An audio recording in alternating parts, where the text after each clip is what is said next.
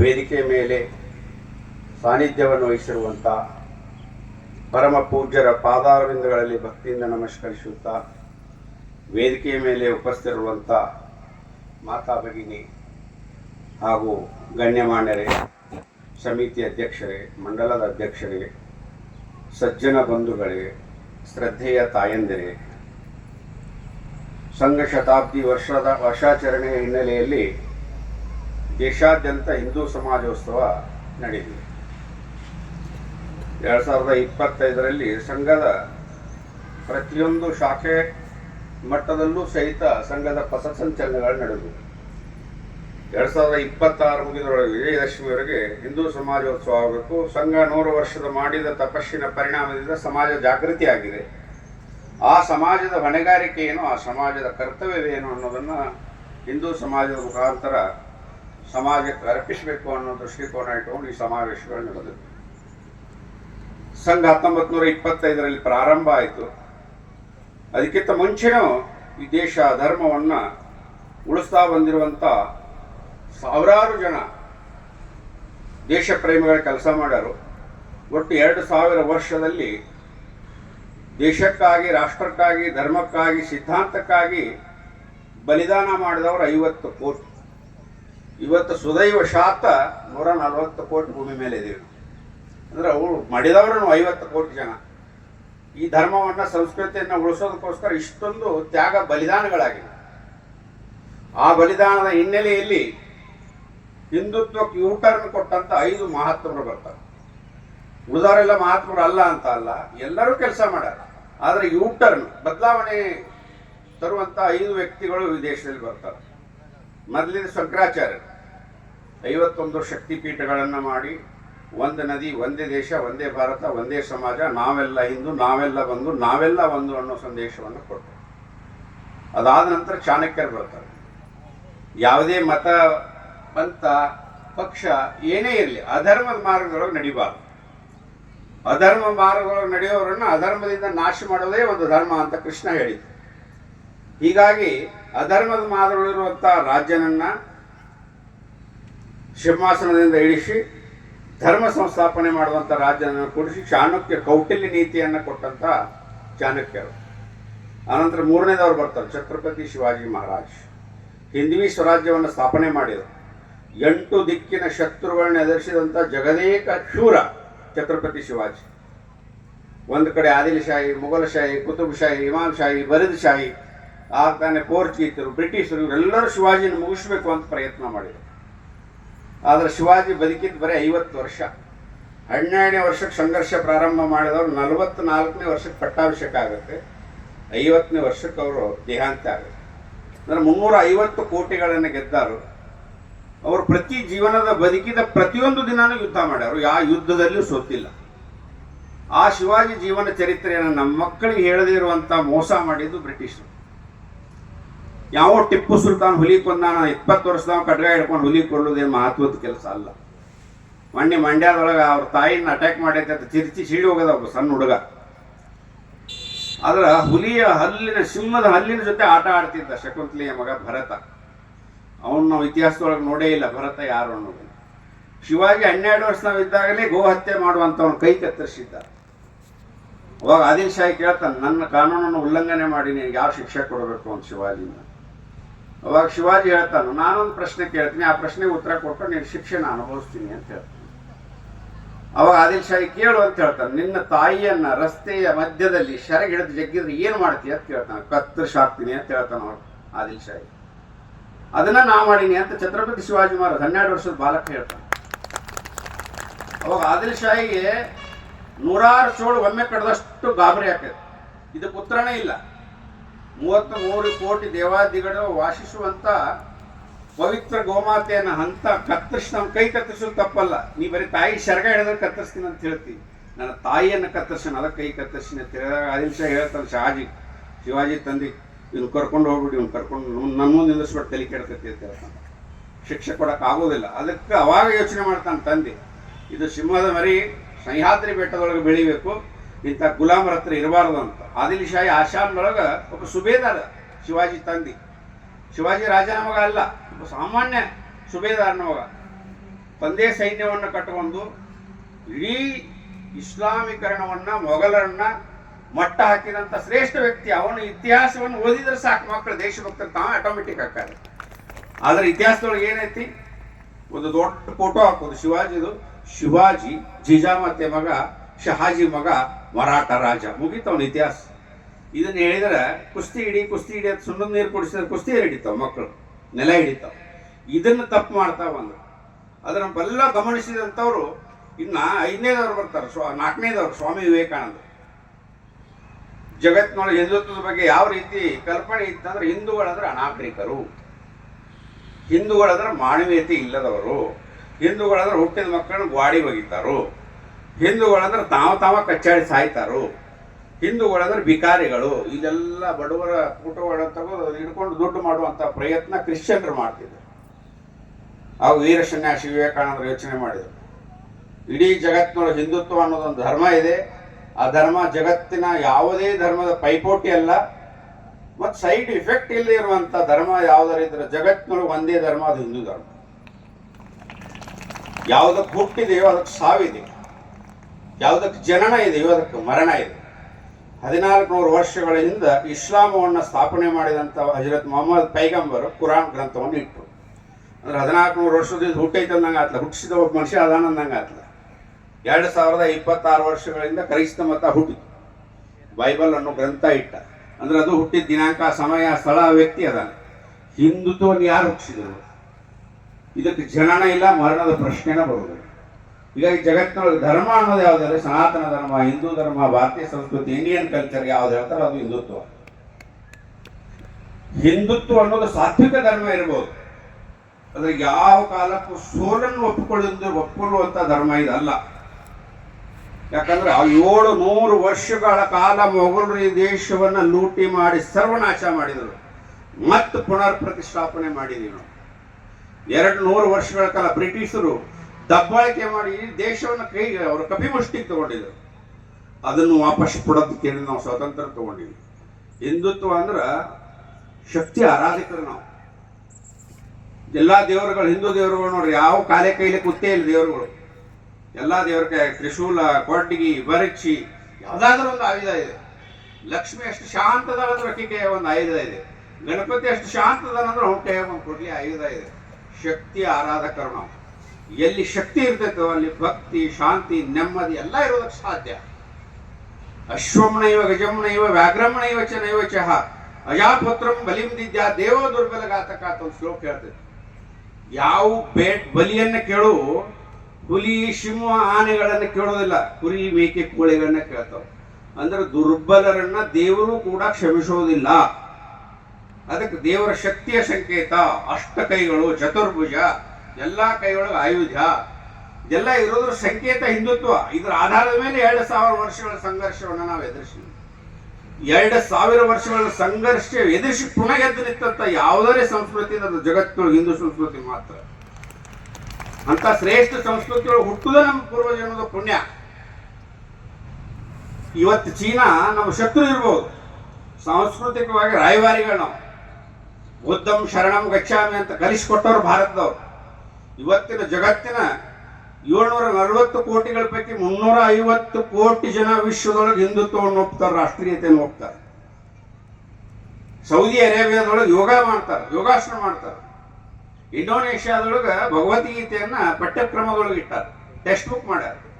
ಭಾರತದೊಳಗೆ ಭಾರತ್ ಮಾತಾ ಕಿ ಜೈ ಅಂದ್ರೆ ಒಂದಿಷ್ಟು ಮಂದಿಗೆ ತೊಂದರೆ ಆಗ್ತದೆ. ಹುಟ್ಟಿದ ತಾಯಿಗೆ ಜೈಕಾರ ಹಾಕೋದು ಮಕ್ಕಳ ಕರ್ತವ್ಯ. ಅಕಸ್ಮಾತ್ ತಾಯಿಗೆ ಜೈ ಅನ್ನಂಗಿಲ್ಲ, ಹುಟ್ಟೊಳಗೆ ಎಲ್ಲೋ ಗಡಿಬಿಡಿ ಆಗೈತೆ ಅಂತ ಅರ್ಥ. ಆ ಗಡಿಬಿಡಿ ಸಂತತಿಗಳು ಇವತ್ತು ಭಾರತ್ ಮಾತಾ ಕಿ ಜೈ ಅಂತ ಇಲ್ಲ. ಇದನ್ನೆಲ್ಲವನ್ನ ಅಧ್ಯಯನ ಮಾಡಿದಂತ 5ನೇದವರು ಬರ್ತಾರು ಡಾಕ್ಟರ್ ಹೆಡ್ಗೇವಾರ್. ಈ ಶಂಕರಾಚಾರ್ಯ ಬಂದರು, ಅವರೊಂದು ಕೆಲಸ ಮಾಡಿದ್ರು. ಅವ್ರು ಮುಂದುವರೆದ ಭಾಗವನ್ನ ಚಾಣಕ್ಯ ಮಾಡಿದ್ರು, ಅದರ ಮುಂದುವರೆದ ಭಾಗವನ್ನ ಶಿವಾಜಿ ಮಾಡಿದ್ರು, ಅದರ ಮುಂದುವರೆದ ಭಾಗವನ್ನ ಸ್ವಾಮಿ ವಿವೇಕಾನಂದರು ಮಾಡಿದ್ರು, ಅದರ ಮುಂದುವರೆದ ಭಾಗವನ್ನು ಡಾಕ್ಟರ್ ಹೆಡ್ಗೇವಾರ್ ಮಾಡಿದ್ರು. ಡಾಕ್ಟರ್ ಹೆಡ್ಗೇವಾರ್ ಉದ್ದೇಶ ಏನಿತ್ತು? 1000 ವರ್ಷಗಳ ಸಂಘರ್ಷದ ನಾವು ಎದುರಿಸ್ತಾ ಬಂದೀವಿ, ಸೋಲ್ತಾ ಬಂದೀವಿ, ಗೆಲ್ತಾ ಬಂದೀವಿ, ನಮ್ಮ ಆಳಿದ್ರು. ಅದು ಶಾಶ್ವತವಾಗಿ ಕನಸಿನಲ್ಲಿಯೂ ಸಹಿತ ಹಿಂದುತ್ವದ ಬಗ್ಗೆ ಯಾರು ಹಗುರವಾಗಿ ಯೋಚನೆ ಮಾಡಬಾರದು. ಅಂತ ಒಂದು ವ್ಯಕ್ತಿ ನಿರ್ಮಾಣದ ಕೆಲಸ ಮಾಡ್ತೀನಿ ಅಂತ ಹೇಳಿ 1925 ವಿಜಯದಶಮಿ ದಿನ ನಾಗಪುರಗಳು ಕೈ ಬೆರಳಿನಿಂದ ಎನಿಸುವಂತ ಸ್ವಯಂ ಸೇವಕರನ್ನು ಕರ್ಕೊಂಡು ಶಾಖೆಯನ್ನು ಪ್ರಾರಂಭ ಮಾಡಿದರು. ಅವತ್ತು ಎಷ್ಟು ವಿರೋಧ ಶಾಖೆಗೆ. ಇವತ್ತು ಡಾಕ್ಟರ್ ಜಿ ಹೆಡ್ಡೊಂಕ ಗವಾರ್ ಅಂತ ಹೇಳ್ತಿದ್ರು, ಡಾಕ್ಟರ್ ಜಿ ಅವರು ಹುಚ್ಚರ ನಾಯಕ ಅಂತ ಹೇಳ್ತಿದ್ರು, ಗೇಲಿ ಮಾಡ್ತಿದ್ರು. ರಸ್ತೆ ಒಳಗೆ ನಿಂತು ಇವತ್ತೆಷ್ಟಾಯ್ತು, ಇಷ್ಟಾಯ್ತು ಹಿಂದೂ ಸಂಘಟನೆ ಅಂತ ಕೇಳ್ತಿದ್ರು. ಅಂಥದ್ರೊಳಗೆ ಅವರು ನಿಶ್ಚಯ ಮಾಡಿದರು, ದೇಶಕ್ಕೆ ಮುಂದೊಂದಿನ ಜಗತ್ತಿಗೆ ಹಿಂದುತ್ವ ಗುರುವನ್ನು ತೋರಿಸ್ಕೊಡುವಂಥ ವ್ಯಕ್ತಿ ಈ ಶಾಖೆ ಒಳಗನ್ನ ತಯಾರು ಮಾಡ್ತೀನಿ ಅಂತ ಅವತ್ತೇ ಹೇಳಿದರು. ಅದು ಇವತ್ತು ಸತ್ಯ ಆಗಿದೆ. ಅವ್ರಿಗೆ ಎಷ್ಟಿತ್ತಂದ್ರೆ ಹಿಂದೂ ರಾಷ್ಟ್ರ ಅಂತ ಯಾರು ಹೇಳ್ತಾರೋ ಅಂತ ಕೇಳಿದ್ರು ಹೇಳ್ತಿದ್ರು ಅವ್ರು. ಹಿಂದೂ ದೇಶ, ನದಿ, ಪರ್ವತ, ದೇವಾದೇವತೆಗಳು, ಗೋ ಇದ್ರ ಮೇಲೆ ಶ್ರದ್ಧೆ ಇರುವಂತ ಒಂದೇ ಒಬ್ಬ ಮನುಷ್ಯ ಇರುವವರೆಗೂ ಹಿಂದೂ ರಾಷ್ಟ್ರ ಅಂತ ಹೇಳಿದ್ದಾರೆ. ಹಿಂದೂ ರಾಷ್ಟ್ರ ಮಾಡಬೇಕಂತ ಅವಶ್ಯಕತೆ ಇಲ್ಲ, ಹಿಂದೂ ರಾಷ್ಟ್ರವೇ ಇದೆ. ಎಲ್ಲ ಹುಟ್ಟಕ್ಕಿಂತ ಮೊದಲೇ ಹಿಂದೂ ರಾಷ್ಟ್ರ ಹುಟ್ಟಿದ್ದು, ಎಲ್ಲ ಹುಟ್ಟಕ್ಕಿಂತ ಮೊದಲೇ ಸನಾತನ ಧರ್ಮ ಹುಟ್ಟಿದ್ದು. ಇವತ್ತು ಎಲ್ಲಾ ಧರ್ಮದ ಜೊತೆ ನಮ್ಮ ಧರ್ಮವನ್ನು ಸಮೀಕರಣ ಮಾಡ್ತೀವಿ, ತಪ್ಪು. ನಿನ್ನೆ ಮೊನ್ನೆ ಹುಟ್ಟಿದಂತ ಕ್ರಿಶ್ಚಿಯನ್ ನಮ್ಮ ಸಮಾಗಕ್ಕೆ ಸಾಧ್ಯ ಇಲ್ಲ, ನಿನ್ನೆ ಮೊನ್ನೆ ಹುಟ್ಟಿದಂತ ಇಸ್ಲಾಂ ನಮ್ಮ ಸಮಾಗಕ್ಕೆ ಸಾಧ್ಯನೇ ಇಲ್ಲ. ಹಿಂದುತ್ವಗಳು ಹುಟ್ಟಿದಂತ ಎಲ್ಲಾ ಪಂಥಗಳು ನಾವು ಒಂದೇ. ಸಿಖ್, ಜೈನ, ಬುದ್ಧ ಎಲ್ಲ ಹಿಂದೂಗಳೇ. ಹಿಂದೂಗಳು ಅವ್ರ ಪಂಥ ಸಂಪ್ರದಾಯಗಳು ಬೇರೆ. ಆದ್ರೆ ನಾವು ಒಂದ್ ದಿವಸ ಅವ್ರು ಜಗಳಾಡಿ ಅವರು ರಾಮ ಮಂದಿರಕ್ಕೆ ಬರ್ತಾರೆ, ನಾವು ಹೋಗ್ತೀವಿ. ಮುಸಲ್ಮಾನರಿಗೆ ನೀವು ನಮಾಜ್ ಮಾಡ್ರಿ, ಯಾರು ಬೇಡ ಅಂತಾರೆ, ರಾಮ ಮಂದಿರಕ್ಕೆ ಹೋಗಕ್ಕೆ ನಾನು ಬೇಡ ಅಂತೇನು? ಏನೋ ಪೂರ್ವಜರು ತಪ್ಪು ಮಾಡಿದ ಪರಿಣಾಮದಿಂದ ಇವತ್ತು ಹುಟ್ಟಾಕೊಂಡ್ಕೆ ನಿಮ್ಮ ದೇಶ, ಧರ್ಮ, ಸಂಸ್ಕೃತಿ ಬಗ್ಗೆ ವಿರೋಧ ಮಾಡೋದು ಮಹಾ ಅಪರಾಧ. ಏನೋ ಒಂದು ನಮ್ದೊಂದು ಕಾರ್ ಕಳೆದಿತ್ತಪ್ಪ ಒಂದು 100 ವರ್ಷದ ಹಿಂದೆ. ಆ ಕಾರಿನ ನಂಬರ್ ಚೇಂಜ್ ಮಾಡಿದ್ರು, ಪ್ಲೇಟ್ ಚೇಂಜ್ ಮಾಡಿದ್ರು, ಟೈರ್ ಚೇಂಜ್ ಮಾಡಿದ್ರು, ಕಲರ್ ಚೇಂಜ್ ಮಾಡಿದ್ರು. ಚೆಸ್ಸಿ ನಂಬರ್ ಚೇಂಜ್ ಮಾಡಕ್ಕೆ ಸಾಧ್ಯ ಇತ್ತಲ್ಲ? ಆ ಚೆಸ್ಸಿ ನಂಬರ್ ನಮ್ಮದೇ ಇತ್ತು. ಇವತ್ತು ಪ್ರತಿಯೊಬ್ಬ ಮುಸಲ್ಮಾನ್ ಹಿಡಿದು ನೋಡಿ DNA ಟೆಸ್ಟ್ ಮಾಡ್ರಿ, ಹಿಂದುತ್ವ ಅಂತ ಹೇಳ್ತೀವಿ. ಯಾವುದೋ ಕಾಲಕ್ಕೆ ಮತಾಂತರ ಆದ್ರೆ ಏನ್ ತಪ್ಪಾತ್? ನಿಮ್ಮ ಉಪಾಸನೆ ನೀವು ಮಾಡಿ. ಅದರ ರಾಷ್ಟ್ರ ಧರ್ಮ ಬಂದಾಗ ನಾವೆಲ್ಲ ಹಿಂದೂ, ನಾವೆಲ್ಲ ಬಂದು, ನಾವೆಲ್ಲ ಒಂದು ಅನ್ನುವಂಥ ಒಂದು ಕಲ್ಪನೆ ಪ್ರತಿಯೊಬ್ಬರಲ್ಲಿ ಜಾಗೃತಿ ಆಗಬೇಕು. ಅದನ್ನು ಇವತ್ತು ಸಮಾಜ ಆ ಜಾಗೃತಿಯನ್ನು ಮಾಡಬೇಕು. ಇವತ್ತು ಸೌದಿ ಅರೇಬಿಯಾಕ್ಕೆ ಹೋಗ್ತಾರೆ, ಮಕ್ಕಕ್ಕೆ ಹೋಗ್ತಾರೆ. ಮಕ್ಕಕ್ಕೆ ಹೋಗಕ್ಕೆ ಫ್ಲೈಟ್ ಹತ್ತಬೇಕಾದ್ರೆ ಇವ್ರಿಗೆ ಏನಂತ ಕೇಳ್ತಾರೆ? ಬರೇ ಮುಸಲ್ಮಾನ್ ಅಂದ್ರೆ ಎಲ್ಲಿಂದ ಉದುರಿ ಬಿದ್ದಿ ಅಂತ ಕೇಳ್ತಾರೆ. ಹಿಂದೂ ಮುಸ್ಲಿಂ ಅಂತಂದ್ರೆ ಪಾಸ್ಪೋರ್ಟ್ ಕೊಡ್ತಾರೆ. ಇವರು ಜೆರೂಸಲೇಮ್ಗೆ ಹೋಗ್ತಾರೆ, ಕ್ರಿಶ್ಚಿಯನ್ ಇಲ್ಲಿಂದ ಹೋದಾಗ ಏನಕ್ಕೆ ಬರೇ ಕ್ರಿಶ್ಚಿಯನ್ ಅಂದ್ರೆ ಎಲ್ಲಿಂದ ಉದುರಿದೆ ಅಂತ ಕೇಳ್ತಾರೆ. ಹಿಂದೂ ಕ್ರಿಶ್ಚಿಯನ್ ಅಂದಾಗ ಪ್ರವೇಶ ಇರ್ತದೆ. ಅಂದ್ರೆ ಬಾಳ್ಬೇಕು, ಬದುಕಬೇಕಾದ್ರೆ ಹಿಂದುತ್ವ ಅನ್ನೋದು ಒಂದು ಜಾತಿ, ಮತ, ಪಂಥ, ಪಕ್ಷ ಅಲ್ಲ. ಹಿಂದುತ್ವ ಅನ್ನೋದು ಜೀವನ ಪದ್ಧತಿ. ದೇಶದ ಸುಪ್ರೀಂ ಕೋರ್ಟ್ 5 ಬಾರಿ ಹೇಳಿದೆ, Hindu of life of way ಅಂತ ಹೇಳಿದೆ. ಹಿಂದುತ್ವ ಅನ್ನೋದು ಜೀವನ ಪದ್ಧತಿ, ಜೀವನ ವಿಧಾನ. ಈ ರೀತಿ ಬದುಕಿದ್ರೆ ಎಲ್ಲಾ ದೇವರಿಗೆ ಕೈ ಮುಗಿಬಹುದು ನಾವು. ಈ ರೀತಿಗೆ ಬದುಕಿದ್ರೆ ಎಲ್ಲಾ ಧರ್ಮದವ್ರನ್ನ ಒಪ್ಕೋಬಹುದು ನಾವು.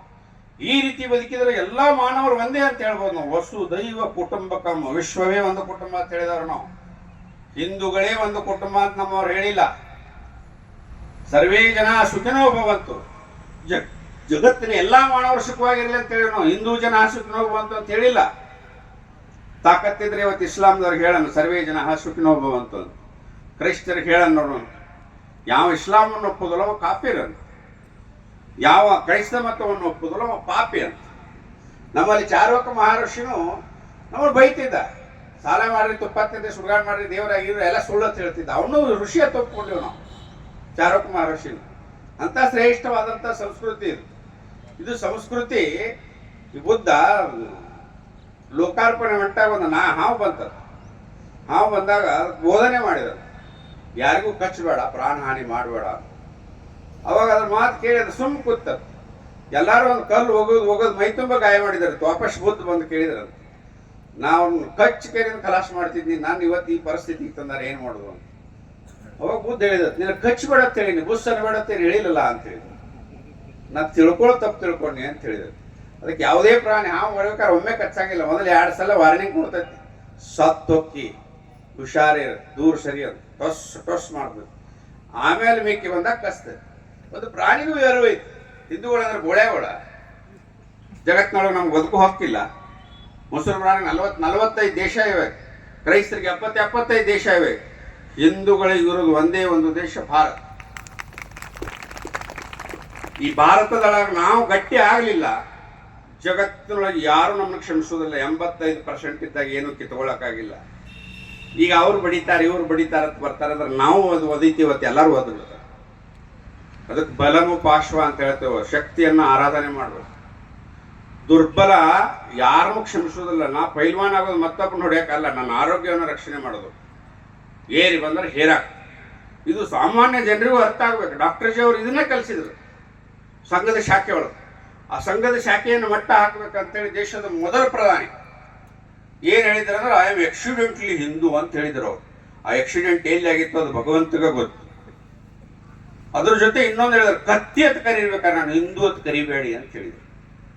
ಈ ಸಂಘವನ್ನ ನಿರ್ನಾಮ ಮಾಡ್ತೀನಿ ಅಂತೇಳಿ ಗಾಂಧಿ ಹತ್ಯೆಯನ್ನ ಆರೋಪವನ್ನು ಹೊರಿಸಿ ಸಂಘದ ಮೇಲೆ ಬ್ಯಾನ್ ಮಾಡಿದ್ರು. ಸಂಘದ ಮೇಲೆ ಬ್ಯಾನ್ ಮಾಡಿದ್ರೆ ಸಂಘ 2 ಪಟ್ಟು ಜಾಸ್ತಿ ಆಯ್ತು. ಸಂಘ ನಿರಪರಾಧಿ ಅಂತ ಒಪ್ಪಿಕೊಂಡಾಗ ಬ್ಯಾನ್ ಹಿಂತಕೊಂಡು. ಅವಾಗ ನಾಯನ್ ಕಡಿಮೆ ಅಂತೇಳಿ ಅಪ್ಪನ ಮಗಳು ಪ್ರಧಾನಿ ಇಂದಿರಾ ಗಾಂಧಿ ಅವರೊಂದ್ಸಲ ತುರುಕು ಪರಿಸ್ಥಿತಿ ಸಂಘವನ್ನು ಬ್ಯಾನ್ ಮಾಡಿದ್ರು. ಅದು ಸಂಘ 6 ಪಟ್ಟ. ಬಾಬರಿ ಕಟ್ಟಡ ಧ್ವಂಸ ಆದ್ಮೇಲೆ ಪಿ ವಿ ನರಸಿಂಹರಾವ್ ನಾಯನ್ ಕಡಿಮೆ ಅಂತೇಳಿ ಅವರು ಸಂಘದ ಮೇಲೆ ಬ್ಯಾನ್ ಮಾಡಿದರು. ಸಂಘ 10 ಪಟ್ಟ. ಮುಂದಿನ 11ನೇ ಪ್ರಧಾನಿ ಅಟಲ್ ಬಿಹಾರಿ ವಾಜಪೇಯಿ ಆದರೂ ಅದು ಸಂಘದ ಸ್ವಯಂ ಸೇವಕ. ಇದು ಸಂಘ. ಇಷ್ಟೊಂದು ಮೌನ ಕ್ರಾಂತಿಯನ್ನು ಮಾಡಿದಂಥ ರಾಷ್ಟ್ರೀಯ ಸ್ವಯಂ ಸೇವಕ ಸಂಘ 3 ವರ್ಷ ಜಗತ್ತಿನ ಯಾವುದೇ ಸಂಘಟನೆ ಒಳಗೆ ಒಂದು ಸಂಘಟನೆ ಒಂದು ಸಿದ್ಧಾಂತದ ಜೊತೆ 100 ವರ್ಷ ಬದುಕಿದ್ದ ಉದಾಹರಣೆ ಇಲ್ಲ. ಇದು ಸಾಕಷ್ಟು ಸಂಘಟನೆಗಳದ. ಆ ಸಂಘಟನೆ ಈ ಸಂಘಟನೆ ಏಟು ಜಡ್ ಆಗಿಬಿಡ್ತಾವ 1 ವರ್ಷನಾಗ. ನಾರಾಯಣ ಗೌಡನ್ ಬನಾಗನ, ಆ ಗೌಡನ್ ಬನಾಮರ, ಈ ಗೌಡನ್ ಬನಾರ ಅಂತೇಳಿ 23 ಸಂಘಟನೆ ಆಗ್ತಾವ. ಆದರೆ ಈ ಸಂಘ ಉಳಿದದ್ದು ಯಾಕಂದ್ರೆ ಹಿಂದುತ್ವ, ರಾಷ್ಟ್ರೀಯತೆ ಮತ್ತು ಆಧ್ಯಾತ್ಮಿಕ ಹಿನ್ನೆಲೆ ಒಳಗೆ, ಕೌಟುಂಬಿಕ ಕಲ್ಪನೆ ಒಳಗೆ ಪ್ರಾರಂಭ ಮಾಡಿದಂಥ ಸಂಘ ಇವತ್ತು ಜಗತ್ತಿನ ಅತಿ ದೊಡ್ಡ ಸಂಘಟನೆ ಸಂಘ. ಜಗತ್ತಿನ 100 ದೇಶಗಳ ಸಂಘದ ಚಟುವಟಿಕೆಗಳಿವೆ. ಭಾರತದ 60,000 ಶಾಖೆಗಳಿವೆ. 120 ವಿವಿಧ ಕ್ಷೇತ್ರಗಳ ಕೆಲಸ ಮಾಡ್ತಾವೆ ಸಂಘದ್ದು. ಸಂಘ ಕಾಣದೇ ಇರುವಂಥ ಊರಿಲ್ಲ, ಸಂಘ ಹೋಗದೇ ಇರುವಂಥ ಮನೆ ಇಲ್ಲ. ಅಷ್ಟೊಂದು ವಿಶಾಲವಾಗಿ ಕೆಲಸ ಮಾಡ್ತಿದ್ದೇವೆ. ಮೌನ ಕ್ರಾಂತಿ ಅಂತ ಒಂದು ಪವಿತ್ರ ಸಂಘಟನೆಯನ್ನ ನಾಶ ಮಾಡಬೇಕು ಅಂತೇಳಿ ಪ್ರಯತ್ನ ಮಾಡಿದ್ರು. ಅದರ ಪರಿಣಾಮ ಸಂಘಟನೆ ಬೆಳೀತಾನ ಹೋಯ್ತು. ಒಂದು ಸಂಘಟನೆ ಒಳಗೆ ವ್ಯಕ್ತಿ ನಿರ್ಮಾಣ ಮಾತ್ರ ಸಂಘ ಮಾಡೋದು, ಮತ್ತೊಂದೇನು ಮಾಡಂಗಿಲ್ಲ. ಸಂಘ ಕುಚ್ ನೈ ಕರ್ತಾ, ಸ್ವಯಂ ಸೇವಕ್ ಸಬ್ ಕುಚ್ ಕರ್ ಸಕ್ತಾ ಹೈ. ಸಂಘ ಏನೂ ಮಾಡೋದಿಲ್ಲ, ಸಂಘದ ಸ್ವಯಂ ಸೇವಕ ಎಲ್ಲವನ್ನೂ ಮಾಡ್ತಾನಂತ ಅವಾಗ ಡಾಕ್ಟರ್ ಜಿ ಅವರು ಹೇಳಿದರು. ಅದು ಸತ್ಯ. ಸಂಘ ನಿರಂತರ ಸಾಧನೆ, ಶಾಖೆ ಮುಖಾಂತರ ವ್ಯಕ್ತಿ ನಿರ್ಮಾಣ, ವ್ಯಕ್ತಿಯಿಂದ ರಾಷ್ಟ್ರೋದ್ಧಾರ, ರಾಷ್ಟ್ರದ ಉನ್ನತಿ, ರಾಷ್ಟ್ರ ಜಾಗೃತಿ ಮಾಡೋದು ಸಂಘದ ಶಕ್ತಿ. ಹೆಂಗಂದ್ರೆ ಒಂದು ಬೋಲ್ಟ್ ಫ್ಯಾಕ್ಟ್ರಿ ಇದ್ದಂಗೆ. ಇಲ್ಲಿ ತಯಾರಾದ ಬೋಲ್ಟ್ ಸ್ಲಿಪ್ ಆಗೋದೇ ಇಲ್ಲ, ಯಾಕಂದ್ರೆ ಇದು ಸ್ಟ್ಯಾಂಡರ್ಡ್ ಕಂಪನಿ. ಅಂತ ಒಂದು ಕೆಲಸ ಮಾಡುತ್ತೆ ಸಂಘ. ಅಂದ್ರೆ ಜನರೇಟರ್ ಇದ್ದಂಗೆ, ವಿದ್ಯುತ್ ಮಾತ್ರ ಸೃಷ್ಟಿ ಮಾಡ್ತದೆ. ಆ ವಿದ್ಯುತ್ದಿಂದ ನೀವು ಫ್ರಿಜ್, ಫ್ಯಾನ್, ಟೇಪ್, ಟಿವಿ ಏನು ಬೇಕಾದ ಹಚ್ಕೋಬಹುದು. ಆ ಜನರೇಟರ್ ಕೆಲಸವನ್ನು ಸಂಘ ಮಾಡ್ತಾ ಇದೆ. ಅಂತ ಸಂಘಕ್ಕೆ 100 ವರ್ಷ ಆಯಿತು. ಆ ಸಂಘದ ಪರಿಣಾಮವನ್ನ ಸಮಾಜಕ್ಕೆ ಬರ್ತವೆ. ಸಮಾಜ ಇವತ್ತು ಬಹಳ ಜಾಗೃತಿ ಆಗಿದೆ. ಪರಿಣಾಮ, ಅದರ ಪ್ರಭಾವ ಏನಪ್ಪ ಅಂದ್ರೆ ಸಂಘದಿಂದ ನೋಡ್ಬೇಕು. ನೀವು 20-30 ವರ್ಷದಿಂದ ಯಾವುದೇ ನಾಟಕ ಮಾಡಲಿ, ಕಾರ್ಯಕ್ರಮ ಮಾಡಲಿ, ಕತ್ತರಿ ತೊಗೊಂಡು ರಿಬ್ಬನ್ ಕತ್ತರಿಸ್ತಿದ್ರು. ಈಗ ದೀಪ ಹಚ್ಚಿ ಪುಷ್ಪಾರ್ಚನೆ ಮಾಡ್ತಾರೆ, ವಂದನಾರ್ಪಣೆ ಅಂತ ಹೇಳ್ತಾರೆ, ಉದ್ಘಾಟನೆ ಅಂತ ಹೇಳ್ತಾರೆ. ಇದು ಈ ಬದಲಾವಣೆ ಸಮಾಜದೊಳಗೆ ತಂದದ್ದು ಸಂಘನೇ. ಕೆಲವೊಂದು ಸಂಸ್ಕೃತ ಶಬ್ದಗಳು ಕಾರ್ಯಕ್ರಮ ಸಭೆ ಒಳಗೆ ಬಂದದ್ದು ಸಂಘದ ಪರಿಣಾಮದಿಂದ. ಇವತ್ತು ಸಂಘ ಏನೂ ಮಾಡಂಗಿಲ್ಲ, ಅದರ ಸ್ವಯಂ ಸೇವಕ ಎಲ್ಲವನ್ನು ಮಾಡಬಲ್ಲ ಅಂತ ಒಂದು ಶಕ್ತಿ ಇದೆ. ಸಂಘ ಹೆಣ್ಮಕ್ಕಳಿಗೂ ಸಹಿತ ರಾಷ್ಟ್ರ ಸೇವಕಾ ಸಮಿತಿ ಅಂತೇಳಿ ಮಾತೆಯನ್ನು ಜಾಗೃತಿ ಮಾಡುವಂಥ ಕೆಲಸ ಮಾಡ್ತಾ ಇದೆ. ಒಂದು ಕೈಲಿ ಹೊಡೆದ್ರೆ ಚಪ್ಪಾಳೆ ಆಗೋದಲ್ಲ, 2 ಕೈಲಿ ಹೊಡೆದ್ರೆ ಚಪ್ಪಾಳೆ. 50% ಸ್ತ್ರೀ ಶಕ್ತಿ ಇದೆ ಈ ದೇಶದಲ್ಲಿ. ಅವರು ಈ ಕೆಲಸ ಮಾಡಬೇಕಾಗಿದೆ. ಅದರ ಪರಿಣಾಮದಿಂದ ರಾಷ್ಟ್ರೀಯ ಸ್ವಯಂ ಸೇವಕ ಸಂಘದ ಇನ್ನೊಂದು ಭಾಗವೇ ರಾಷ್ಟ್ರ ಸೇವಕಾ ಸಮಿತಿ ಕೆಲಸ ಮಾಡ್ತಾರೆ. ಇವತ್ತು ಪರಿಸ್ಥಿತಿ ಆಗಿದೆ ಅಂದ್ರೆ ದೇಶದೊಳಗೆ ಸಮಾಜ ಜಾಗೃತಿ ಆಗಿದೆ. ಸಮಾಜ ಜಾಗೃತ ಸಮಾಜ ಮಾಡಬೇಕಾದ ಕರ್ತವ್ಯಗಳು ಬಾಳಿವೆ. ಅದು ಹಿಂದೂ ಸಮಾಜದ ಜೊತೆ ನಾವು ಹಿಂದೂ ಸಮಾಜದ ಜೊತೆ ನಾವು ಯಾವ ರೀತಿ ಕೆಲಸ ಕೊಡಬೇಕು, ಕೆಲಸ ಮಾಡಬೇಕು ಅನ್ನೋದನ್ನ ಯೋಚನೆ ಮಾಡೋದು ಸಮಾಜದಲ್ಲಿ ಸಾಮರಸ್ಯ. ಅಸ್ಪೃಶ್ಯತೆಯನ್ನ ನಿವಾರಣೆ ಮಾಡೋಕೆ ಬೇರು ಸಹಿತ ಕಿತ್ತೊಗಿಬೇಕು. ಅದಕ್ಕಿಂತ ಜಗತ್ತಿನೊಳಗೆ ಯಾವ ಪಾಪನೂ ದೊಡ್ಡದಲ್ಲ. ಅಸ್ಪೃಶ್ಯತೆ ನಿವಾರಣೆ ಆಗಬೇಕು. ನಾವೆಲ್ಲ ಹಿಂದೂ, ನಾವೆಲ್ಲ ಬಂದು, ನಾವೆಲ್ಲ ಒಂದು ಅಂತ ಅನ್ನುವಂಥ ಸಂಕಲ್ಪವನ್ನು ಮಾಡಬೇಕು. ಸಮಾಜ ಆದಷ್ಟೊಳಗೆ ಕೆಲಸ ಮಾಡಬೇಕು. 2ನೇದು ಕುಟುಂಬಗಳು ಗಟ್ಟಿಯಾಗಬೇಕು. ವಸುದೈವ ಕುಟುಂಬಕಂ ಅಂತ ಜಗತ್ತಿಗೆ ಹೇಳಿದವರು ನಾವು. ನಮ್ಮ ಕುಟುಂಬಗಳು ಇವತ್ತು ಒಡೆಯಕತ್ತಾವ. ಅದರ ಪರಿಣಾಮದಿಂದ ನಮ್ಮ ಯುವಕ ಯುವತಿಯರು ದಾರಿ ಬಿಡಾಕತ್ತಾರೆ. ಅದರ ಪರಿಣಾಮದಿಂದ ಲವ್ ಜಿಹಾದಿಗಳು ಅದರ ಫಾಯ್ದೆ ತೊಗೊಳಕತ್ತಾರೆ. ಯುವಕರು ಇವತ್ತು 30 ವರ್ಷ 20 ವರ್ಷ ಆಗಿರಂಗಿಲ್ಲ. 20 ವರ್ಷದೊಳಗೆ ಊಟಗ ತಿಂದೆ 30 ವರ್ಷಕ್ಕೆ ಮುದುಕರಾಕಾರ, 40 ವರ್ಷಕ್ಕೆ ಬದುಕು ಮಾಡ್ತಾರೆ. 50 ವರ್ಷಕ್ಕೆ ಅದು ಹಡಿದ್ರೊಳಗೆ ಇದು ಸತ್ತಿರ್ತೈತಿ, ಅದು ಹುಟ್ಟಿರ್ತೈತಿ, ಅಂಥ ಪರಿಸ್ಥಿತಿ ನಿರ್ಮಾಣ ಆಗಿದೆ. 6 ಪ್ಯಾಕ್ ಯುವಕರ ಅವಶ್ಯಕತೆ ಇದೆ ಇವತ್ತು ದೇಶಕ್ಕೆ. ಯಾಕೆ ನಾವು ಆಂಜನೇಯನ ಭಕ್ತರಿದ್ದೀವಿ ಅಂದ್ರೆ ಆಂಜನೇಯನ ಶಕ್ತಿಯನ್ನು ಆಹ್ವಾನಿಸ್ಬೇಕು. ಅದು ಪ್ರತಿ ಊರಿಗೆ ಒಂದು ಗರಡಿ ಮಣಿ ಇದ್ದು, ಪ್ರತಿ ಊರಿಗೆ ಒಂದು ಹನುಮಪ್ಪನ ಗುಡಿ ಇದ್ದು, ಅದನ್ನ ಸಮರ್ಥ ರಾಮದಾಸರು ಇಡೀ ದೇಶದೊಳಗೆ ಪ್ರಾರಂಭ ಮಾಡಿದ್ರು. ಹನುಮಂತನ ಗತೆ ಕಸರತ್ ವ್ಯಾಯಾಮ ಮಾಡಬೇಕು ಗರಡಿ ಮಣಿ ಒಳಗೆ. ಹನುಮಂತನ ಗತೆ ಯಾವುದೇ ನಿಸ್ವಾರ್ಥ ಭಾವನೆಯಿಂದ ರಾಷ್ಟ್ರ ಸೇವೆ ಮಾಡಬೇಕು ಅನ್ನೋ ಕಲ್ಪನೆ ಇಟ್ಕೊಂಡು ಸಮರ್ಥ ರಾಮದಾಸರು ಹನುಮಂತೇವ್ರ ಗುಡಿ ಮತ್ತು ಗರಡಿ ಮಣಿಯನ್ನು ಪ್ರಾರಂಭ ಮಾಡಿದ್ರು. ಅದರ ಪರಿಣಾಮದಿಂದನೇ ಛತ್ರಪತಿ ಶಿವಾಜಿ ಮಹಾರಾಜರಿಗೆ ಸೈನ್ಯ ಹೋಗ್ತಿತ್ತು. ಆ ಗರಡಿ ಮಣಿ ಒಳಗೆ ತಯಾರಾಗಿ ಆಂಜನೇಯನಿಗೆ ತಯಾರು ಮಾಡ್ತಿದ್ರು. ಶಿವಾಜಿ ಹತ್ರ ಎಷ್ಟು ಶಕ್ತಿ ಇತ್ತು, ಬರೀ 800 ಸೈನ್ಯ, 1,00,000 ಸೈನ್ಯ ತಗೊಂಡು ಬಂದಿದ್ದ. ಅವನು ಹೊಟ್ಟೆ ಎರಿಬೇಕಂತ ಅಫ್ಜಲ್ ಖಾನ ಶಿವಾಜಿನ ಮುಗಿಸ್ಬೇಕಂತೇಳಿ 1,00,000 ಸೈನ್ಯನ್ನ ಹಂತ ಹಂತವಾಗಿ ನಿಲ್ಲಿಸಿ 800 ಸೈನ್ಯ ಅಟಾಡಿಸಿ ಕಾಡಿನೊಳಗೆ ಹೊಡೆದು, ಕಾಡಿನ ಗಿಡ ಮರಗಳ ಸಹಿತ ಶಿವಾಜಿ ಸೈನ್ಯಕ್ಕೆ ಸಹಾಯ ಮಾಡ್ತಿದ್ದು. ಶಿವಾಜಿ ಸೈನ್ಯ ಬಂದ್ರೆ ಬಾಗಿ ರಸ್ತೆ ಬಿಡ್ತಿದ್ದು, ಯಾಕಂದ್ರೆ ಅಂಬಾಭವಾನಿ ಆಶೀರ್ವಾದ ಇತ್ತು. ಶಿವಾಜಿ ಎದ್ದದ್ದು ಬಂಡಾಯ ಅಲ್ಲ. ಶಿವಾಜಿ ಇತಿಹಾಸದೊಳಗೆ ಏನು ಹೇಳ್ತಾರೆ ಅಂದ್ರೆ ಪಹಾಡೌಕ ಶಿವ ಅಂತ, ಬೆಟ್ಟದ ಇಲಿ ಅಂತ ಹೇಳಿದ್ರು ಶಿವಾಜಿಗೆ. ಬೆಟ್ಟದ ಇಲಿ ಯಾವಾಗ ನಮ್ಮತನವನ್ನು ನಾವು ಉಳಿಸ್ಕೊಳ್ಳೋದು, ಇಲಿತನ ಅಲ್ಲ, ಅದು ಹುಲಿತನ. ಅದನ್ನು ನಾವು ತಪ್ಪು ಸಂದೇಶ ಕೊಡ್ತೇವೆ ಮಕ್ಕಳಿಗೆ. ಅದರ ಪರಿಣಾಮದಿಂದ ಇವತ್ತು ಶಕ್ತಿಯುತ ದೇಶಭಕ್ತರ ನಿರ್ಮಾಣ ಆಗೋದು, ಶಕ್ತಿಯುತ ಮಾತೆಯರ ನಿರ್ಮಾಣ ಆಗೋದು. ಯಾಕಂದ್ರೆ ಕುಟುಂಬದ ಆಧಾರ ಸ್ತಂಭವೇ ತಾಯಿ. ಯಾವ ಮನೆಯೊಳಗೆ ತಾಯಿ ಗಟ್ಟಿರ್ತಾಳೋ ಆ ಮನೆ ಮಕ್ಕಳು ಹಾಳಾಗೋದಿಲ್ಲ. ಯಾವ ಮನೆಯೊಳಗೆ ತಾಯಿ ಅಭದ್ರ ಇಡ್ತಾಳೋ ಆ ಮನೆಯೊಳಗೆ ಮಕ್ಕಳು ಹಾಳಾಗ. ಯಾಕಂದ್ರೆ ಮನೆಯ ಮೊದಲು ಪಾಠಶಾಲೆ, ತಾಯಿ ಮೊದಲು ಗುರು. ತೊಟ್ಟಿಲು ತೂಗುವ ಕೈ ಜಗತ್ತನ್ನು ತೂಗಬಹುದು ಅಂತ ನಮ್ಮ ಪೂರ್ವಜರು ಹೇಳಿದಾಗಲ್ಲ.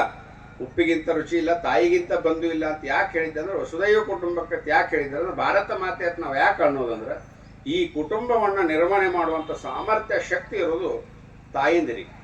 ಅಂಥ ತಾಯಂದಿರನು ಇವತ್ತು ಕಲುಷಿತವಾದಂಥ ಒಂದು ವಾತಾವರಣ ನಿರ್ಮಾಣ ಆಗಿದೆ.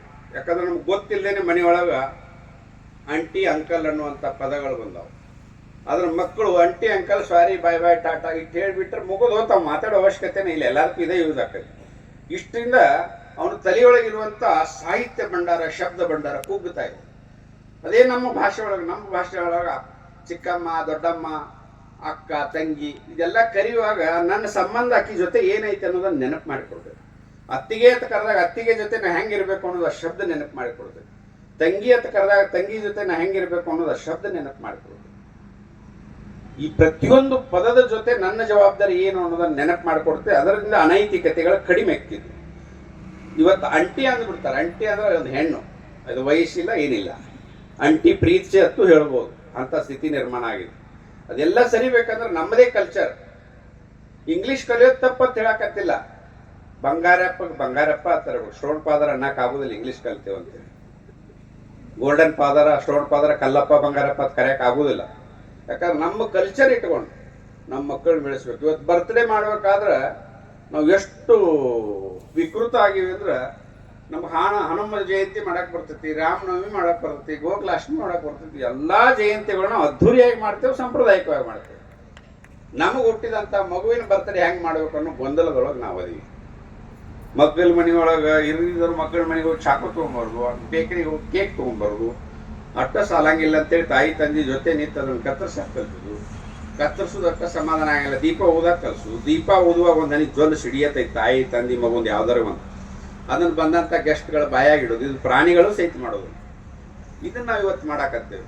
ಇದ್ರ ನಮ್ಮದೇ ಅದನ್ನು ಮಾಡ್ಬೋದಲ್ಲ. ರಾಮ ಜಯಂತಿ ಮಾಡಿದಂಗೆ ಮನೆಯೊಳಗೆ ಪಾಯಸ ಮಾಡ್ಬೋದು, ದೇವಸ್ಥಾನಕ್ಕೆ ಕರ್ಕೊಂಡು ಹೋಗ್ಬೋದು, ಮುತ್ತೈದೆಯರಂತಂದು ಆಶೀರ್ವಾದ ಮಾಡಿಸ್ಬೋದು, ಎಲ್ಲರೂ ಒಟ್ಟಿಗೆ ಸಹಭೋಜನ ಮಾಡ್ಬೋದು, ಭಜನೆ ಮಾಡ್ಬೋದು, ಪ್ರಾರ್ಥನೆ ಮಾಡ್ಬೋದು, ಬಂದವರಿಗೆಲ್ಲ ಸಣ್ಣ ಸಣ್ಣ ಭಗವದ್ಗೀತೆ ಅಂತ ಗಿಫ್ಟನ್ನು ಕೊಡ್ಬೋದು. ಮಾಡ್ಬೇಕಾದ್ರೆ ಸಾಕಷ್ಟಿದೆ. ಏನೋ ಬ್ರಿಟಿಷರು ನಮಗೆಲ್ಲ ಬದುಕೋದು ಕಲಿಸ್ಯಾರ ಅನ್ನಂಗೆ ನಾವು ಮಾಡಾಕತ್ತೀವಿ. ಅದನ್ನು ಬದಲಾವಣೆ ಆಗೋದು. ಇನ್ನು ಬರುವಂಥ ದಿನಮಾನದೊಳಗೆ ಎಲ್ಲವನ್ನು ಬದಲಾವಣೆ ಆಗಬೇಕು. ಮೊನ್ನೆ ಈ ದೇಶದ ಪ್ರಧಾನಿ ಸ್ವದೇಶಿ ಜೀವನ ಶೈಲಿ, ಸ್ವದೇಶಿ ವಸ್ತುಗಳನ್ನು ಭರಿಸಿ ಭಾರತ್ ನಂಬರ್ 1 ಆಗೋದ್ರೊಳಗೆ ಹತ್ತಿರ ಬಂದಿದೆ. ಯಾಕಂದ್ರೆ ಇಷ್ಟು ದಿವಸ ನಾವು ಯಾರು ಕೂಡ ಜಗಳ ಆಡ್ತಿದ್ದೀವಿ ಅಂದ್ರೆ ಚಿಂದಿಚೋರು ಪಾಕಿಸ್ತಾನ ಕೂಡ ಜಗಳ ಆಡ್ತಿದ್ದೀವಿ. ಇವತ್ತು ಅಮೇರಿಕ ನಮ್ಮ ಪೈಪೋಟಿ ಮಾತಾಡಕತ್ತೈತೆ, ಅಮೇರಿಕ ನಮ್ಮ ಬಗ್ಗೆ ಮಾತಾಡಕತ್ತೈತೆ. ಅಷ್ಟು ಲೆವೆಲ್ ದೊಡ್ಡದಾಗಿದೆ ಇವತ್ತು. ಈ ಚಿಂದಿಚೋರು ನಮಗೆ ಹುಟ್ಟಿದ್ದು ನಮಗ ಕಲ್ಲೋಗಿತ್ತಾವ. 1947 ಆಗಸ್ಟ್ 14 ಮಧ್ಯರಾತ್ರಿ ಜನ್ಮ ಕೊಟ್ಟೆ. ಹುಟ್ಟಿಸಿದ ಅಪ್ಪ, ಹುಟ್ಟಿಸಿದ ತಾಯಿಗರೆ ಗೌರವ ಕೊಡ್ಬೇಕಲ್ಲ. ಮೇಲೆ ಮೇಲೆ ಮೇಲೆ ಮೇಲೆ ನಮ್ಮ ಮೇಲೆ ದಾಳಿ ಮಾಡೋದು. ಹಿಂದೂಗಳು ಒಟ್ಟಿಗೆ ನಿಂತು ಊದಿದ್ರೆ ತೇಲಿ ಹೋಗ್ತೈತೆ, ಅಷ್ಟು ದೇಶ ಐತಿ. ಉತ್ತರ ಪ್ರದೇಶದಷ್ಟು ಜನಸಂಖ್ಯೆ ಇಲ್ಲ ಪಾಕಿಸ್ತಾನದೊಳಗೆ. ಉತ್ತರ ಪ್ರದೇಶದ ಕೃಷಿ ಆದಾಯದೊಳಗೆ ಇವ್ರು 10 ವರ್ಷದ ಬಜೆಟ್ ಮಾಡ್ತಾರ, ಅಷ್ಟು ಹಿಂದುಳಿದಾರ. ಆದರೂ ಭಾರತದ ಜೊತೆ ಪೈಪೋಟಿ ಮಾಡಿ ನಾವು ದೊಡ್ಡವರು ಅನಿಸ್ಕೊಳ್ಳುವಂಥ ಸ್ಥಿತಿ ನಿರ್ಮಾಣ ಆಗಿದೆ. ಇವತ್ತು ನಮಗೆ ಯಾವ ಲೆಕ್ಕನೂ ಅಲ್ಲ. ಎಲ್ಲ ಮುಸಲ್ಮಾನರು ಭಯೋತ್ಪಾದಕರಲ್ಲ, ಅದರ ಭಯೋತ್ಪಾದಕರೆಲ್ಲ ಮುಸಲ್ಮಾನರಿರೋದು ಮಾತ್ರ ಸತ್ಯ. ಹಿಂದೂ ಮುಸ್ಲಿಂ ಬಾಯಿ ಬಾಯಿ, ಹಿಂದೂ ಮುಸ್ಲಿಂ ಬಾಯಿ ಬಾಯಿ ಅಂತೇಳಿ ಮಹಾತ್ಮ ಗಾಂಧೀಜಿಯವರು ಭಜನೆ ಮಾಡಿ ಕಣ್ಣು ಮುಚ್ಚಿದರು. ಅದ್ರದ್ದು ಇನ್ನೂವರೆಗೂ ಆಗಲೇ ಇಲ್ಲ ಹಿಂದೂ ಮುಸ್ಲಿಂ ಬಾಯಿ ಬಾಯಿ. ಒಂದು ಗೋಮಾಂಸವನ್ನು ತಿನ್ನೋರು ಮತ್ತು ಗೋಮಾಂಸವನ್ನು ಪೂಜೆ ಮಾಡೋರು ಅಣ್ಣತಮ್ಮರು ಹೆಂಗೆ ಹಾಕಾರು? ಗೋವನ್ನು ಕತ್ತರಿಸಿ ತಿನ್ನೋರು, ಗೋವನ್ನು ಪೂಜೆ ಮಾಡೋರು ಅಣ್ಣತಮ್ಮರು ಹೆಂಗೆ ಹಾಕಾರು? ಕಲ್ಪನೆ ಮಾಡೋಕೆ ಸಾಧ್ಯ ಇಲ್ಲ. ಇದು ಹಿಂದೂ ಮುಸ್ಲಿಂ ಬಾಯಿ ಬಾಯಿ. ಎರಡೂ ಕೈಲಿ ಹೊಡೆದ್ರೆ ಚಪ್ಪಾಳೆ ಹಾಕೈತಿ, ಒಂದೇ ಕೈಲಿ ಹೊಡಿಗೆ ಬಿಡಿದ್ರೆ ಚಕ್ಕಾಳೆ ಹಾಕತ್ತೀನಿ. ಇಡೀ ದಿವಸ ನಾವು ಬಾಯಿ ಬಾಯಿ ಅನ್ಕೋತ ಕಿಸಬಾಯಿ ಆಗಿವಿ. ನಾವು ಹೇಳ್ತೇವೆ ಎಲ್ಲ ಧರ್ಮ ಒಂದ, ಎಲ್ಲರೂ ಹೇಳೋದು ಅದನ್ನೇ, ದೇವನೊಬ್ಬ ನಾಮ ಹಲವು. ಇದನ್ನ ಮಸೀದಿ ಒಳಗೆ ಮೈಕ್ನೊಳಗೆ ಹೇಳ ನೋಡೋಣ, ಅವರಿಗೆ ಹೇಳುವುದಿಲ್ಲ. ಇವತ್ತು ಹಿಂದೂ ಇದು ದಲಿತ್ ಮುಸ್ಲಿಂ ಬಾಯಿ ಬಾಯಿ, ಹಿಂದೂ ಕೋಮ್ ಕಹಾಶೆ ಆಯಿ ಅಂತಂದು ಒಂದು ಘೋಷಣೆ ಚಾಲು ಆಗಿದೆ. ದಲಿತ್ ಮುಸ್ಲಿಂ ಬಾಯಿ ಬಾಯಿ ಆದ್ರೆ ಅಂಬೇಡ್ಕರ್ ಫೋಟೋ ಮಸೀದಿ ಒಳಗೆ ಹಾಕ್ರಿಪ್ಪ ನೋಡೋಣ. ಮಹಾತ್ಮ ಗಾಂಧೀಜಿ ಅಂಬೇಡ್ಕರ್ ಫೋಟೋ ಮಸೀದಿ ಒಳಗೆ ಹಾಕಿ ನೋಡೋಣ. ನಾವು ದಲಿತ್ ಮುಸ್ಲಿಂ ಬಾಯಿ ಬಾಯಿ ಅಂತ ಹೇಳ್ತೀವಿ. ನಾವು ಹಿಂದೂ ಮುಸ್ಲಿಂ ಬಾಯಿ ಬಾಯಿ ಅಂದ್ರೆ ನಿಮ್ಗೆಲ್ಲ ಮಜಾರ, ನಿಮ್ಗೆ ದರ್ಗಾ ಎಲ್ಲ ಫೋಟೋ ನಾವು ಹಾಕಿ ಪೂಜೆ ಮಾಡ್ತೇವೆ. 33 ಕೋಟಿ ಒಳಗೆ ಎಲ್ಲ ಬೆಚ್ಚಕ್ಕ ನನ್ನ 33 ಕೋಟಿ ಒಳಗೆ ಎಷ್ಟೋ ಬೆಚ್ಚಕ್ಕ ನನ್ನ ಆಗೋದಿಲ್ಲ. ನಾವಿಟ್ಟಂಗೆ ನೀವು ಇಡಕ್ಕೆ ಸಾಧ್ಯ ಐತೆ ನಾನು ಅಂದ್ರೆ ಇವತ್ತು ಹೇಳ್ತಾವ ಜಗತ್ತಿನೊಳಗೆ ಅಲ್ಲಾನಕ್ಕಿಂತ ದೊಡ್ಡವ್ರು ಯಾರಿಲ್ಲ ಅಂತ ಅವನ ಶ್ರೇಷ್ಠ. ಉಳಿದವರೆಲ್ಲ ನಶ್ವರನ. ನಮ್ಮ ಗುರುಗುರು ಗುಡಿ ಹನುಮ ಬುದ್ಧಿ ಉತ್ತರ್ತಾನೆ ನಾವು ನಶ್ವರನ. ಇವತ್ತು ನೋಡ್ರಿ ನೀವು ಕನ್ನಡ ಅನುವಾದದೊಳಗೆ ಅಜಾನ ಮಾಡ್ತಾರಲ್ಲ, ಅದನ್ನು ಕನ್ನಡ ಅನುವಾದ ಮಾಡಿ ಹೇಳತ್ತೇಳೋರು. ಅಲ್ಲ ಅಲ್ಲ ನೀನೇ ಎಲ್ಲ, ನಿನ್ನನ್ನು ಬಿಟ್ಟರೆ ಗತಿ ಯಾರಲ್ಲ, ನಿನ್ನದೇ ಜಗವೆಲ್ಲ ಅಂತ 5 ಹೊತ್ತು ಹೇಳ್ತಾರೆ. ಜಗವೆಲ್ಲ ನಿಂದ ಆದ್ರೆ ನಾವೆಲ್ಲಿ ಹೋಗ್ಬೇಕಂತ. ಇದು ಅಕ್ರಮಕಾರಿ ಹೌದಲ್ಲ. ನಾವು ವಿಶ್ವ ಒಂದು ಕುಟುಂಬ ಅಂತ ಹೇಳಿ, ವಿಶ್ವ ಹಿಂದೂ ಕುಟುಂಬ ಅಂತ ಹೇಳಿಲ್ಲ. ಇಲ್ಲಿ ವ್ಯತ್ಯಾಸ ಇದೆ. ಒಂದು ಭಗವದ್ಗೀತೆ ಓದಿದಂಥ ಮಹಾತ್ಮ ಗಾಂಧಿ ಅಕ್ಕನ, ಒಂದು ಕುರಾನ್ ಓದ 5 ಹೊತ್ತು ನಮಾಜ್ ಮಾಡಿದವ ಬಿನ್ ಲಾಡೋನ್ ಅಕ್ಕನ. ಮಿಸ್ಟಿಕ್ ಎದುರಾಗೈತಂತೆ. ಏನು ಕುರಾನ್ದಾಗ ಆಯ್ತು, ಏನು ಭಗವದ್ಗೀತೆ ಒಳಗಾಯ್ತು. ಇದನ್ನ ಸಮಾಜ ಅರ್ಥ ಮಾಡ್ಕೋಬೇಕು. ನಾವು ಸಮಾಜ ಎಲ್ಲ ಬಾಯಿ ಬಾಯಿ ಬಾಯಿ ಬಾಯಿ ಅನ್ಕೋತ ಇಷ್ಟು ದಿವ್ಸ ಕಿಸಬಾಯಿ ಆಗ್ಯಾವ 2000 ವರ್ಷ.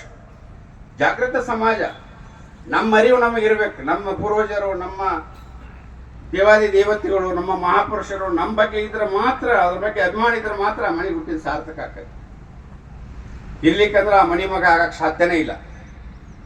ಇವತ್ತು ಲವ್ ಜಿಹಾದ್ ಹೆಸರ ಮೇಲೆ ಒಂದು ದೊಡ್ಡ ಸಂಗ್ರಾಮ ನಡೀತಾ ಇದೆ ದೇಶದಲ್ಲಿ. ಇಡೀ ದೇಶದಲ್ಲಿ ಸುಮಾರು ಒಂದು 3 ಲಕ್ಷ ಜನ ಹಿಂದೂ ಯುವತಿಯರು ಮುಸಲ್ಮಾನರು ಲವ್ ಮಾಡ್ಯಾರ, ಅವ್ರ ಜೊತೆ ಹೋಗ್ಯಾರ. ನಮ್ಮ ತಂದೆ ತಾಯಿ ಏನ್ ಮಾಡ್ತಾರಪ್ಪ ಅಂದ್ರೆ, ಒಂದು ಹುಡುಗ ಹೋತಂದ್ರೆ ಒಂದು ಕೊಡ ನೀರು ತಗೋತಾರೋ, ತಲೆ ಮ್ಯಾಗ ಸುರ್ಕೋತಾರೋ, ನನಗೆ ಹುಟ್ಟಿಲ್ಲ ಅಂತ ಹೇಳಿ ಕೂತ್ಬಿಡ್ತಾರೆ. ನೀವು ಹುಟ್ಟಿಲ್ಲ ಅಂದ್ರೆ ಅಲ್ಲಿ ಹೋಗಿ 9 ಹುಟ್ಟಿಸ್ತಾಳೆ. ಅದಕ್ಕೆ ಕಾರಣ ನೀನಲ್ಲ. ಒಂದು ಹುಡುಗಿ ಹೋತಂದ್ರೆ ಇಲ್ಲಿ 2 ಅಡಿತಿರ್ತೈತಿ, ಒದ್ದೆ 2 + 3 - 7 ಅಕ್ಕೆ ಒಬ್ಬಕ್ಕೆ ಹಿಡಿದ್ರೆ ಅಲ್ಲಿ ಹೋಗಿ 6 ಅಡಿತಾಳೆ.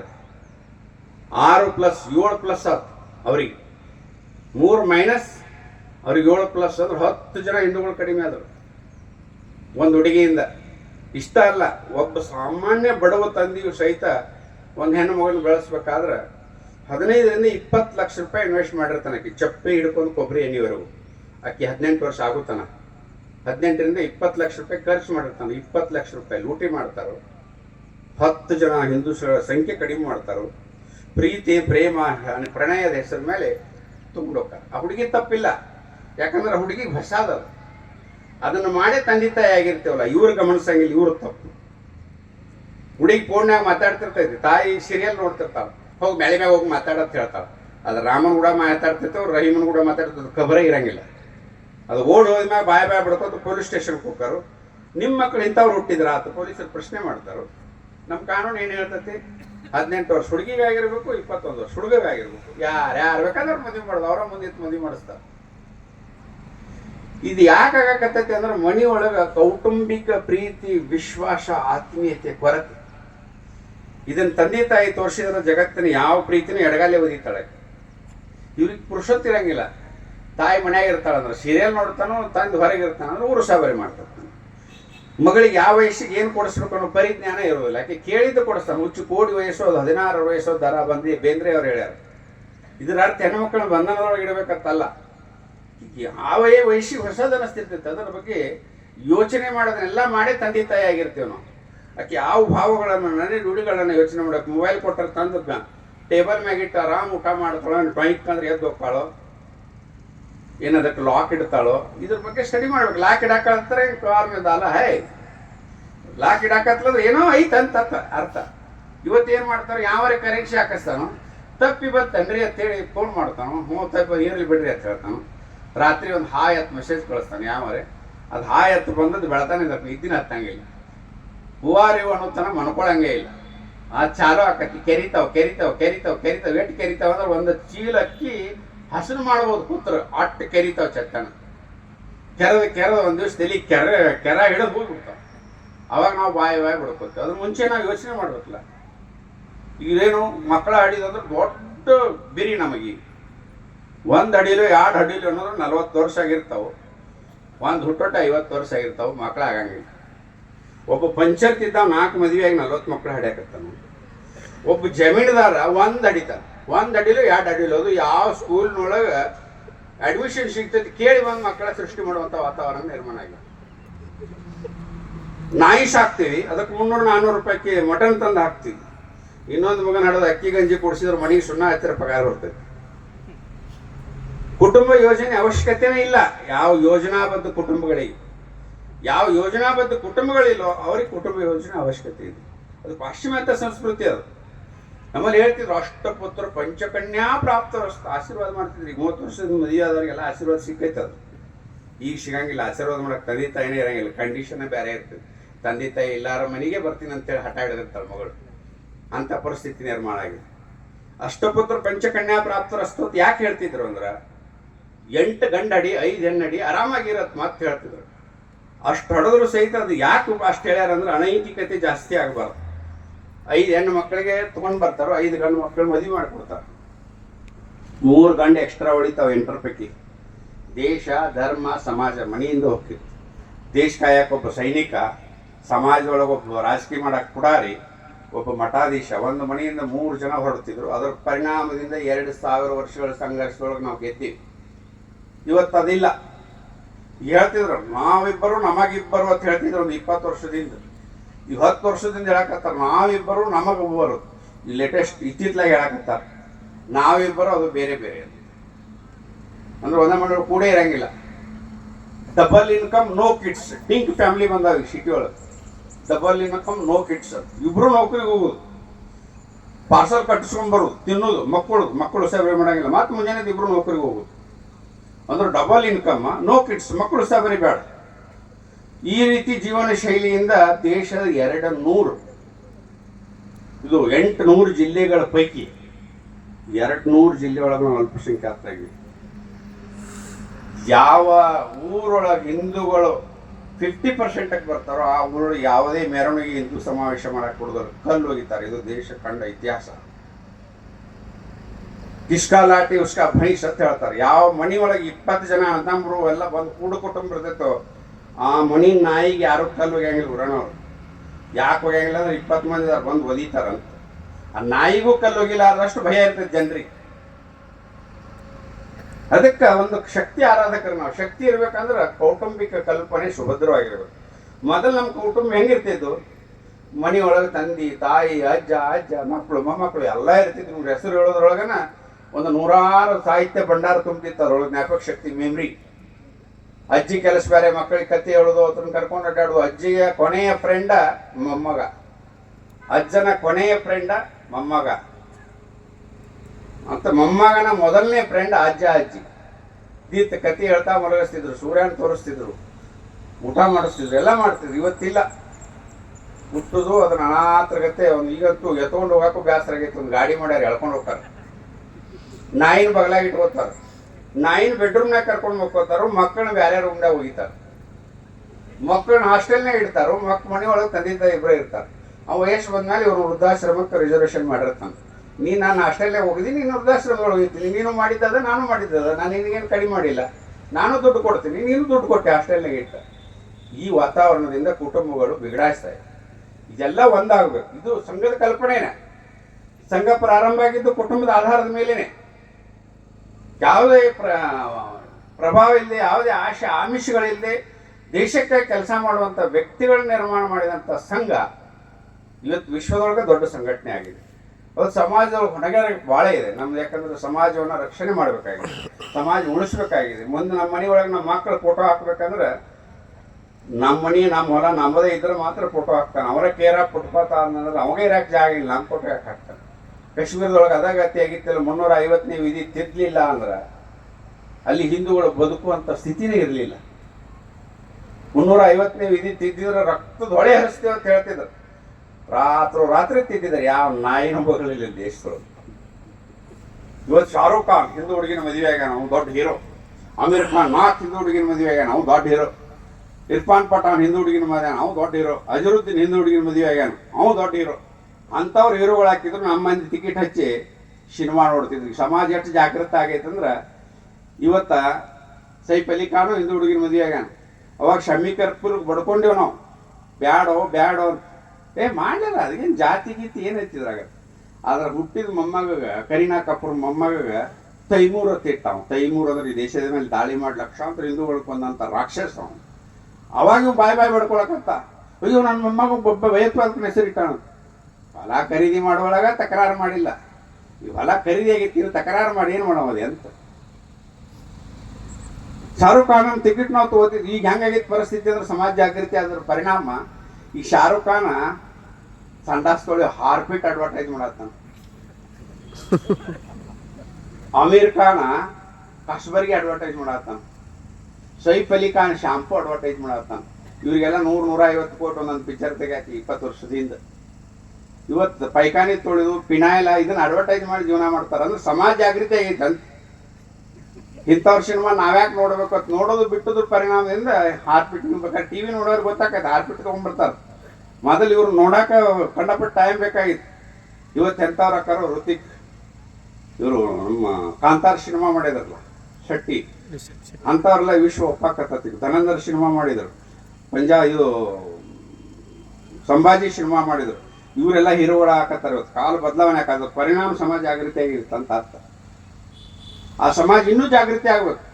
ರೆಹಮಾನ್ ಖಾನಾಗ 10 ವರ್ಷ ಆತತ್ತು, ಒಂದು ಆಪ್ಷನ್ನೇ ಇಲ್ಲ ಪಿಕ್ಚರ್ದು. ಅವ್ ಯಾಕಂದ್ರೆ ಹಿಂದೂ ಇದ್ದ, ಮುಸಲ್ಮಾನ ಅದ, ಜನ ಜಾಗೃತಿ ಆಯ್ತು. ಹೀಗಾಗಿ ಅವ್ಗೆ ಯಾರು ಕೆಲಸ ಕೊಡಲ್ರು, ಅವ್ನ ಪಿಕ್ಚರ್ಗೂ ಯಾರು ನೋಡೋರು, ಅವ್ನ ಹಾಡನೂ ಯಾರು ಕೊಡಲ್ರು. ಮೊದಲು ಹುಚ್ಚಿತ್ತು, ನೋಡ್ತಿತ್ತು.